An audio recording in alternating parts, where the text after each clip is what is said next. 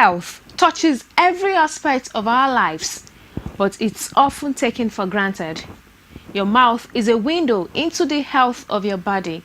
It can show signs of nutritional deficiencies or general infection.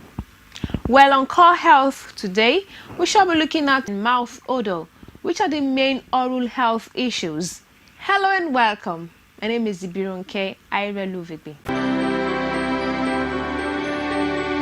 Our guest on today's episode is a consultant family dentist, Victor Nwabudike, who will tell you what you need to know about your dentition. Stay tuned. It's just like mentioning health generally, but oral health now is that aspect of the general health. That's the well-being of the body is the general health now. So we're looking at oral health now is the aspect of that general health that has to do with the mouth and its supporting structures or associated structures like the gum, the tongue, the teeth proper, the tonsils, and all other associated structures in the oral environment. So their state of health whereby the individual is able to make use of the mouth without any inhibition. For instance, there are things to do with your mouth. You smile, you laugh, you interact, you eat, you kiss, you do all sorts with your mouth. So your ability to use your mouth to do these things or perform these functions without any pain or discomfort or any inhibition, that is described as state of oral health. Okay. So your ability to make use of your mouth without any pain or any disturbance or inhibitions. Let's look at mouth odor, because there's no way we can talk about oral health Without discussing mouth odor. So what are the causes? Just like you mentioned the plaque, Yeah. which is one of the causes of mouth odor. Are there other causes? Yeah. Well, mouth odor. Let me just say that there are other names for mouth odor. Because mouth odor is more like Halitosis. yeah. There's halitosis. Let's see if you can remember the other one. No, that's There is what we call fetal oris, okay. and there is also oral malodor. These are all names for one problem, halitosis, which is mouth odor. It is said to be a noticeably unpleasant smell or odor from the mouth and hollow cavities of the nose and sinuses.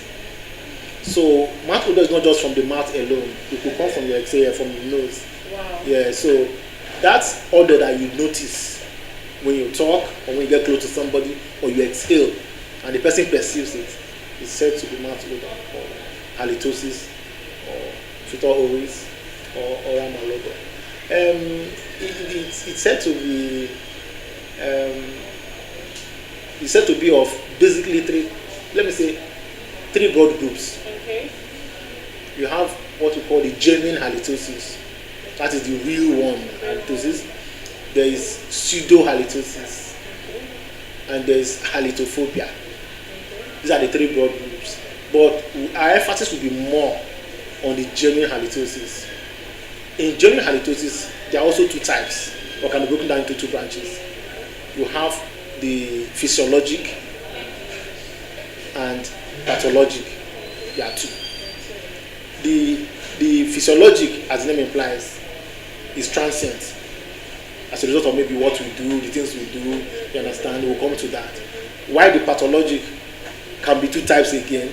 You have the intraoral and the extraoral. Okay. The intraoral, as the name implies, is the one that, the pathology that is happening inside the mouth that is giving rise to that mouth odor. Where you have that your plaque we're talking about. While the extraoral is anything happening in your body, right from your head down to your chest, to your abdomen, that can come like out. when you're sick, for instance. Yes, if you have constipation and things like that, you can even have chest infection, all can come out in form of halitosis. Yes, so it can either be local or systemic. So whichever. So I don't know where I'm going to start from now. Okay, let's say, okay, physiologic. Let's say physiologic. Normal, like maybe when you sleep and you wake up, you have the saliva is stagnated, your comes out, and then when you eat odoriferous substances like garlic, onion, if you take excessive intake of alcohol and things like that, you can have mouth odor, bad breath. So, and then, well, certain diets generally, then drugs too. There are drugs that can predispose one to having stuff. Those are transient. And then anything that can cause reduced salivary flow in your mouth too. So some drugs that can cause xerostomia or some conditions. Those can cause what we call the physiological halitosis. Those ones can go away as soon as those triggers are removed. You understand? For instance, now if you salivate more, then there's actually a required quantity of saliva that each individual should produce daily. Yeah, so if you are short of it, and then you might be tending towards, giving the bacteria room to act more, because they act more on thick, limited salivary flow. You understand? But when it's more and the salivary flow is fast, it helps with cleansing, natural cleansing effects. So that is for physiology generally. Then for the pathologic type, which is like intraoral or extraoral, the intraoral aspect of it is those disease conditions in your mouth that can make you have bad breath. Okay. For instance, the plaque and calculus that we talked about, you talked about tongue coating. Mm-hmm. And studies have shown that the same bacteria, though not the same generally, but microorganisms generally, bacteria, they are the ones responsible also for the development of halitosis, mouth odor. The same way bacteria is responsible for tooth cavity, tooth decay, their dental caries. But there are bacteria as a family, but they're not the same specific ones. There are some that are known to be responsible for tooth decay, while there's another category for mouth odor. The ones that cause mouth odor are the gram-negative group of microorganisms. We don't need to go into all that detail. But the important thing is that these bacteria that cause mouth odor, studies have shown that they are found predominantly in 2 locations in your mouth, as in more than 80 or 90%. And the locations are one, dorsal posterior part of the tongue, that is the back towards the posterior part of your tongue. Okay. When you talk about that tongue coating, that place, you have loads of it. And then you have what we call the gingival sulcus. Your gum is not wrapped around your teeth snugly. There's space, call it the free or marginal gingiva. That space, that pocket, you have microorganisms also there. So these bacteria that are responsible for formation of mouth odor stay or live or inhabit this major environment. That's not to say that you can't find them in other parts of your mouth too. Okay. So what happens is that the same way metabolism of the caries-causing microorganisms release their waste products, which is acidic. These ones, the waste products are mainly what we call volatile sulfur compounds. They emit gases, and those gases are very, very putrefaction. The smell is bad. It is being said that when you incubate some of these microorganisms in the lab, you have very terrible smell. So when these organisms act on some of these debris, the deposits in your mouth, the tongue coating, the dead epithelial cells, and all sorts.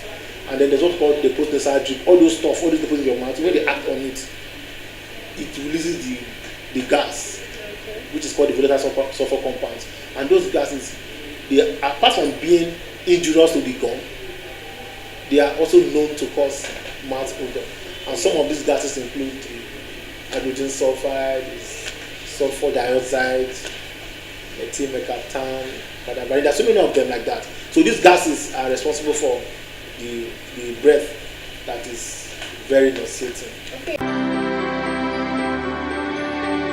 I'm sure you know that good oral and dental hygiene can help prevent bad breath and gum disease, and can also help you keep your teeth as you get older.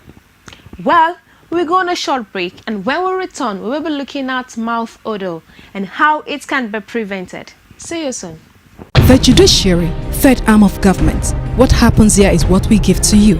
The arraignments, arguments, rulings, adjournments of cases and judgments. The fight against corruption and issues bordering on human rights violations.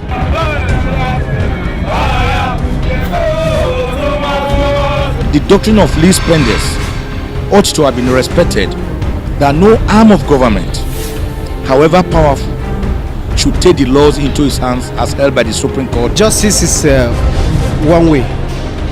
It's either you go for justice or justice go after you. But I've never seen a situation where an individual is afraid of justice. We move from court to court to give you updates on legal matters, when they happen and where they are happening, going extra miles to get reactions from the parties, even when they're not in the mood to speak. No comment. Talk to my lawyer. Watch Legal Scope on Core TV News at this time. Welcome back. If you're just joining us, you're watching Core Health, and our focus is on oral health. We also have been talking with dentist Victor Nwabudike on what to do to ensure you have a total oral health. Relax and enjoy. Apart from the microorganisms you're talking about, are there food that can also... Yeah, of course, food is there. That falls under the physiologic halitosis, where I said you take certain foods that can predispose you to all that. And then apart from this, okay, let me also add that if you have a cavity in your mouth, for instance, and you don't restore that cavity, when you eat, food particles will lodge inside the cavity. And if it's not rinsed off, the following, after some time, it gets decayed there and gives mouth odor. It can cause that. So some others could be, if you have ulcers in your mouth, it can cause, if you have an extraction socket, maybe you want to remove a tooth and the socket has not healed, there's clots, they could get infected and give mouth odor. Plaque and calculus can cause mouth odor. And then maybe throat infection, tonsils and other infection, then sinusitis too. That's when you try to leave the immediate oral environment now going outside. They're what we call sinuses, the paranasal sinuses. When they get infected, when foreign bodies lodge there, can have mouth odor. Even the respiratory tract, what we call the chronic obstructive airway diseases, that can cause also mouth odor because of the exhale there. If you have foreign body in the lungs or bronchial, can cause it. Even the GIT, your gastrointestinal tract. If you have constipation, can cause it. Influx esophagitis can cause it. So many other. But for the systemic ones, what we do is that we manage in conjunction with our medical experts. We refer them to that. So that's it. All right. Okay. For those who have regular mouth odor, would you advise them? Is there advice for them to take sweet, chew gum, exactly. It borders more on management now. Okay. In managing halitosis, there are several methods you can put into play. First is learn to brush your teeth at least twice every day. Okay. That is morning and last thing before you go to bed. Using toothpaste containing fluoride, and especially those endorsed by Nigerian Dental Association. Using the right strength of toothbrush, which is preferably soft or medium strength, and then using the right brushing technique. So when all these are done, that is one. Then secondly, going to see your dentist at least 2 times every year for scaling and polishing, what we call washing of the mouth. It is not everything that your toothbrush, no matter the technique you deploy, it's not everything that your toothbrush can remove. So you still need to see your dentist every 6 months, so that procedure called skin and polishing can be done for you. That can prevent mouth odor. And then some people also advocate the use of mouthwashes to give you fresh breath and stuff. Like I told you, it's a very sensitive and delicate issue because of the likely effect that might cause when it is abused. Then, like you mentioned, gum. But the gum has to be sugar-free gum. That is the caveat. It is not every gum that you use. There are sugar-free gums. Yes, you have to make use of all that. So I think with all that, you should be good. And then your diet is also good. You also eat right. You have to change your eating habits. If you're an alcoholic, you have to just either stop or completely stop or reduce your alcohol intake. Because such will also help the activity of those halitosis causing microorganisms. Then we also talk about smoking. Discourage smoking. So generally there should be lifestyle modification. And then if you apply the necessary oral health tips in terms of personal oral health maintenance strategy, you should be okay. Alright, okay. Thank you very much, sir. Lastly, before we go, what are your advice now, general advice on oral health, what Nigerians out there should know about their I know for the truth that times are hard. So, and from experience, we have noticed that most of our people they don't come to the clinic, especially dental clinic, until they are faced with, let's say, life-threatening pain, which is bad. That's usually the end stage. So what I will encourage them is that whether you feel pain or not, try and see your dentist at least 2 times every year. If you see your dentist at least 2 times every year, that way the dentist will discover whatever problem you have in your mouth early enough, and they say early detection is cheaper and it is better. So I will encourage everyone out there to try and see the dentist at least 2 times every year for routine scaling and polishing, and for early diagnosis of any form of oral disease. We are available, the public hospitals are there, and then the qualified personnel are there to attend to you. And then most importantly, those that eat snacks. I know during festive periods we like giving our children cakes, give them ice cream and all sorts. I'm not saying you should not do that for your children, but encourage them to rinse their mouth with water after taking all these refined sugars. They are tasty, they are nice, but they are also injurious to the oral environment. So we encourage them to do more of fruits and vegetables instead of these refined sugars. And then there's something that people are not so familiar with, which also helps for healthy gum. That is flossing. So apart from brushing your teeth, please don't use toothpick. Toothpick is dangerous. In fact, it destroys your alveolar bone, your gum, or the support structure of the tooth. There's what we call bone loss. It causes it. So please don't use toothpick. Instead of toothpick, there's what we call dental floss. I wish I had one to show you here. It's everywhere. You can go to any superstore or any pharmacy, you can get it. Dental floss. It helps to slide in between your teeth and remove those deposits, the plaque and the calculus, especially those that your toothbrush cannot get to. So these hard to reach areas, you can reach them with your dental floss. When you floss regularly, you brush your teeth regularly, you see your dentist regularly, I'm sure you are good to go. Many people believe that they need to see a dentist only if they are in pain or think something is wrong. But regular dental visits can contribute to a lifetime of good oral health. Let's hear more from dentist Victor Nwabudike. So this is dental floss. Like I said, for healthy gum, apart from brushing regularly, you also need to floss as often as possible, because there are some very difficult or hard to reach areas in your mouth, all those corners that you cannot reach. So when you use this, in the past there used to be this formulation, the type that comes like a rope or strand. You need to cut out the rope, tie around your finger, and then you need to glide it between your to bring out the deposits all around the interdental spaces. But they've kind of modified it or improved on it by coming with this fabricated type. It has this plastic handle which can hold, and already the strand is there for you. So all you just need to do is to slide in between your teeth. Can you demonstrate that? I don't know if it is ethical for me. Okay, this is sterile anyway. Okay. So you put in between your teeth. How you did this? You just okay. It brings out whatever, and as you're moving, make contact with the side of the tooth. That is either the nasal or the distal wall of the tooth. Okay. Don't just go in and come out. Slide it at the border of the tooth here by the side. So like this. Okay. I go this side, I go this side like that. You have something there. You can do it like that. It's very tiny, but your toothpick is bulky. Is big. You can imagine the dimension of this. This will hardly traumatize your periodontium, which is the support structure of the tooth. But your toothpick will just destroy everything. If you take a radiograph, you see bone loss. That's why it brings out blood. It can give rise to periodontitis. So with this dental floss and your soft or medium strength toothbrush, and then toothpaste containing fluoride, and especially endorsed by Nigerian Dental Association, and then the right brushing technique using either soft or medium, you are okay with that. And then see us as often as you can, preferably twice every year. That's every 6 months.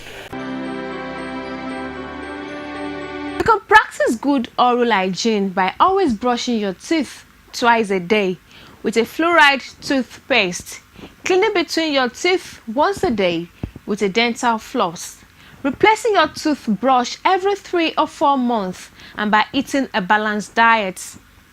Don't also forget to schedule a regular dental checkups to keep your smile and yourself healthy. This is where we call it a day on today's episode of Core Health. Do not hesitate to reach us on the numbers displayed on your screen. I am Ibironke Ireluvigbe. Bye for now.